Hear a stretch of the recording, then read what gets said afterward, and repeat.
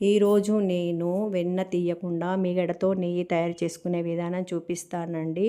ఫ్రిడ్జ్‌లో ఉన్న మీగడ డబ్బాను ఒక 15 నిమిషాల ముందే బయట పెట్టుకొని ఉంచుకోవాలి. ఒక మందమైన పెద్ద గిన్నె తీసుకోవాలి. తీసుకొని ఆ మీగడని పైనది గట్టిది వేసేసుకొని కింద పాలు లాంటిది ఉంటుంది కదండి, అది వంపేసేసుకోవాలి. ఈ గిన్నెలో కరగపెట్టుకునే గిన్నెలో మనం హాఫ్ వరకే వేసుకోవాలండి. వేసుకొని మంచిగా హై ఫ్లేమ్లో కరగపెట్టుకోవాలి. కరిగిన తర్వాత పొంగు వస్తున్నదంటే మనము ఫ్లేమ్ని మీడియంలోనికి మార్చుకొని కలుపుకుంటూ దగ్గర ఉండి మనం కరగనిచ్చుకోవాలి. ఇట్లా నెయ్యి పైకి వస్తుంది అంటే దగ్గరకు వచ్చినట్టు అండి. మనం కలిపేటప్పుడు సైడ్లకు అంటుతుంది కదండి, ఎప్పటిదప్పుడు తీసేసుకుంటూ దగ్గరుండి కింది వరకు కలుపుతూ ఉండాలండి. ఈ కలర్ వచ్చిన తర్వాత స్టవ్ ఆఫ్ చేసుకొని చల్లారనిచ్చుకోవాలి.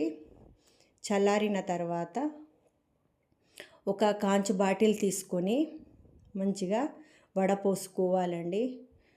వడపోసుకొని కిందికి పిప్పి ఉంటుంది కదండి, దాన్ని కూడా మనం ఎలా ఒత్తినామనుకో స్పూన్ తోటి అందులో నుంచి నెయ్యి వస్తుందండి. ఈ పిప్పిని కూడా మనం షుగర్ వేసుకొని తినచ్చు.